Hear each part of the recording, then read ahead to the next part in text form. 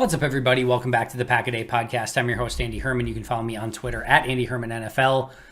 As I've sort of discussed before, this is an off season that's going to take a variety of random twists and turns, and we just don't know what we can possibly expect on any given day. Who knows what the heck I'll be talking about tomorrow? Who knows what's going to happen between now and then? But we had an interesting twist once again, or at least to sort of kick things off in a way, on Friday. Something that I certainly didn't expect. I'm assuming you didn't expect either. And that's Mike Smith is out as outside linebackers coach, and Green Bay gave him the opportunity to pursue other opportunities. Sounds like this did not come as a surprise to the Packers. It certainly came as a surprise to me. I was not expecting Mike Smith to not be back with the Packers. He has been a very good outside linebackers coach. Certainly would have understood it had he got a defensive coordinator opportunity or something like that and he goes and leaves for another team. That would have been totally understandable. But this sounds like he didn't have any, like he clearly didn't have a defensive coordinator or something that was going to be some sort of promotion, and they just let him go and seek opportunities elsewhere. And I think in some aspects that's disappointing. Right now, it is very tough to tell like exactly how integral Mike Smith was to the outside linebackers. I would love to tell you that he was very important to the development of Rashawn Gary and what Za'Darius Smith was able to do in Green Bay and how Preston Smith came on strong his first year and last year. I would love to tell you that. I have no idea. Maybe that was just those players playing well. Maybe it had a lot to do with Mike Smith. Very, very difficult to say from the outside looking in. But it seems that Mike Smith was a very good outside linebackers coach, and you don't have to look much further than what Rashawn Gary's been on the record as of saying in regards to Mike Smith, of how integral he has been in Rashawn Gary's development. So this definitely seems detrimental to the team in some capacity. And what's maybe potentially kind of possibly worse is that he has a great relationship with Mike Pettin, which could mean that he could head to Minnesota as well, which even makes this all that much worse. So I am totally speculating here. 1,000,000%. I have no inside information. I have no info on this period. But you do wonder, remember, he had a great relationship with Mike Pettin, which is why he came to Green Bay in the first place. Mike Pettin is let go. Mike Smith is still under contract, so he stays as outside linebackers coach. I'm assuming, again, don't know this for sure, I'm assuming that he probably was interested in the defensive coordinator role, at which point they said no, because remember, they interviewed internal candidates as well. And they ultimately decided to go with Joe Barry. And then, who knows if there was hard feelings or if Mike Smith just said, hey, I want an opportunity to progress somewhere, and that opportunity is blocked in Green Bay. You just hired a new defensive coordinator. Mike Pettin's not here anymore, which is the reason I'm here in the first place. And again, this is total conjecture, but I would like to go somewhere else where maybe there's some opportunity for upward movement. Or maybe he's just like, you know what? I don't really want to live in Green Bay. Or maybe he said, you know what? I've taught Rashawn Gary everything there is to know. I'm going to go teach some other young, talented player. Who knows, right? But it certainly comes at the expense of the Packers in their journey coming up in 2022, it would seem. And again, I like to think that Mike Smith was a great coach, great outside linebackers coach. Really, none of us probably have much of an idea.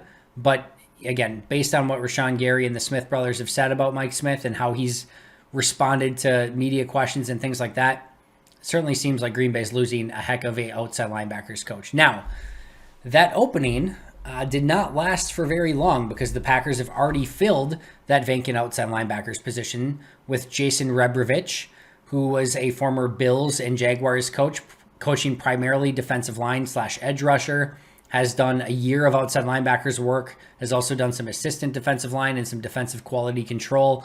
So he's been around for a while. Like I said, only 1 year of outside linebacker coach experience technically, but he's definitely a very experienced head coach. He'll get the opportunity to continue Rashawn Gary's, growth moving forward. Who knows who else is on that outside linebacker group? Za'Darius Smith we'll touch base on a little bit later. And we'll see if Preston Smith is back, Tipa Naliai.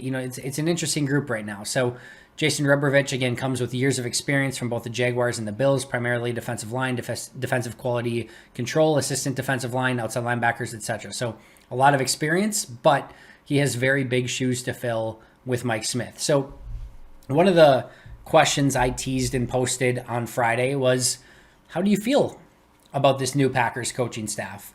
Out are Nathaniel Hackett, Luke Getsy, Justin Outen, Mike Smith, four very respected coaches who all got promotions, right? Nathaniel Hackett, well, we don't know about Mike Smith, but Nathaniel Hackett from offensive coordinator to head coach, Luke Getsy from quarterbacks coach to offensive coordinator, Justin Outen from tight ends coach to offensive coordinator, Mike Smith from outside linebackers coach to probably another very successful outside linebackers coach position. Then they also lose Mo Drayton. All right, weigh it out a little bit, right? In comes Tom Clements, former quarterbacks coach. Got to feel great about that. Rich Bisaccia, the Raiders head coach, who did a tremendous job, was literally all like right head and head basically with Matt LaFleur for coach of the year, following in second place, I should say. Byron Storer, assistant special teams coach, who follows Bisaccia from the Raiders, and then Jason Rebrovich, new outside linebackers coach. Not bad. That's a good crew of coaches. And then promoted Adam Stenovich, Luke Butkus, Jason Vrabel, John Dunn, and Ryan Mahaffey. So how do we feel overall about this new coaching staff? I would love to tell you good, bad, ugly, indifferent, etc. It is very tough to tell, right? As I just said, like from an outsider's perspective, how integral these coaches are to their player success is near impossible to tell. But I will say this. If anyone's panicked, and it doesn't seem that most people are, when I ran the poll, it was only like 20 some percent that said that they felt like Green Bay was worse off. I think a lot of that was probably due to the Mo Drayton, Rich Bisaccia move. But for anyone that's like panicking or freaked out, what I would say is this. Yes, they lost Nathaniel Hackett, Luke Getsy, Justin Outen, Mike Smith, four very, very good coaches by all appearances. But ultimately, at the end of the day, who stirs the drink on offense? That's Matt LaFleur. It's his offense. He's head coach. He's designing everything. To me, you keep that, they've obviously kept that consistency and integrity, and the offense is going to ultimately run through Matt LaFleur. All good. Defensively, everything is going to run through Joe Barry. He stays the same defensive coordinator. He's the one, again, stirring the drink on that side of the ball. From special teams, you go from Mo Drayton to Rich Bisaccia. That, to me, is a major increase, and a much better coach who hopefully stirs the drink on the special team side of the ball. So you stay the same on offense primarily, stay the same on defense, ultimately improve on special teams. The next question I would ask is all right, who's really integral from like a coaching standpoint that you really don't want to lose? The number one name on my list would have been Adam Stenovich. What he's done with the offensive line to develop them and continue to create depth and make sure that they're successful week in and week out.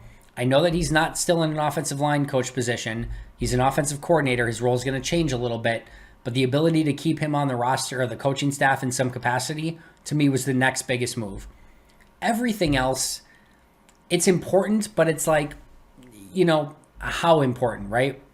You would love to keep the guys that are really important to your coaching staff, and I think Nathaniel Hackett's a pretty major loss. I'm not going to lie there.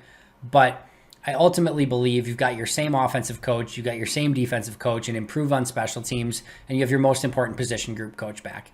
Everything else is probably going to mostly stay the same, and you're going to be very successful overall. So I don't necessarily know that I can say wholeheartedly that they got better. Losing Hackett, Getsy, Outen, and Smith are four tough losses.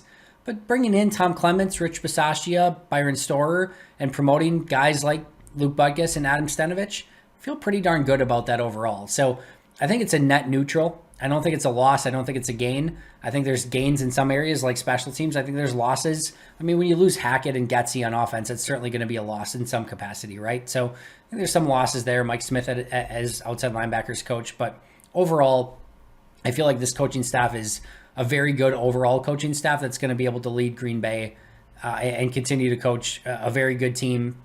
And I don't have any concerns, right? I'm not concerned of they lost Mike Smith, they lost Nathaniel Hackett, that's it, they're screwed. I don't have any feelings like that at all. I think they're going to be just fine, and I think they made some really good hires, especially in Clements and Bisaccia. Last but not least, we got a little bit of a cryptic tweet from one Za'Darius Smith. Post the eyeball emoji. Also seems to have erased all Packers content from all of his social media. Let me start by saying, like, those stories are non-stories in general. Like, players go through agencies to cleanse their social media and start fresh and start a new campaign. Like, that stuff happens all the time. Kyler Murray's going to be back in Arizona. Like, most of the time it doesn't matter. However, with Za'Darius Smith, I don't know who still needs to hear this, and probably you don't because I've been talking about it quite a bit. Za'Darius Smith is done in Green Bay.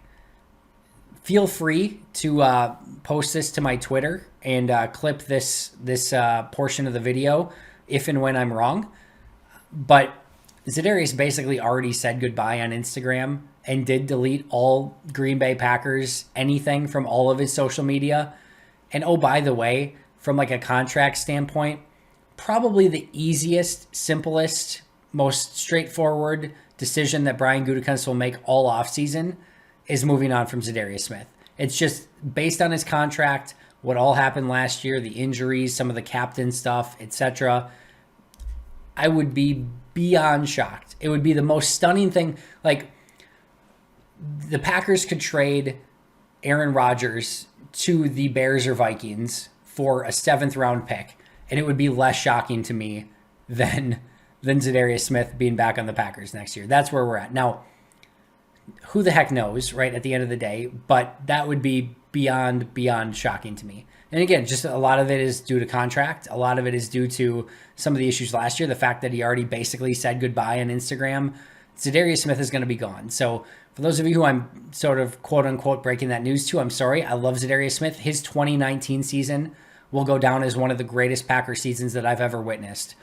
Charles Woodson, Brett Favre, Aaron Rodgers, probably the only ones who can come remotely close. To me, Za'Darius Smith in 2019 played better than anything Reggie White put on tape in his career as a Packer. Like, that's how good it was. So his 2019 was insane. His 2020 was really good. His 2021 was very injured, and it is what it is. You usually sign those big 4-year contracts to know that you're going to get cut at some point. It just is what it is. So I wish Za'Darius the best of luck. I'm hoping that he and Mike Smith don't tag team it to Minnesota. That would suck, but we all know, like, when free agents leave Green Bay for whatever reason, Detroit, Chicago, Minnesota, Dallas are their destinations, right? So let's hope that's not the case. Maybe they can go to Denver and hang out with Nathaniel Hackett and make a living there, and we can cheer for Green Bay West. But who knows? It'll probably all be Minnesota, right? Because they love Packers players who are no longer Packers. That's going to do it for me today. Thank you so much for joining. I always appreciate it. As always, I'll be right back here tomorrow. But until next time, and as always, go Pack Go.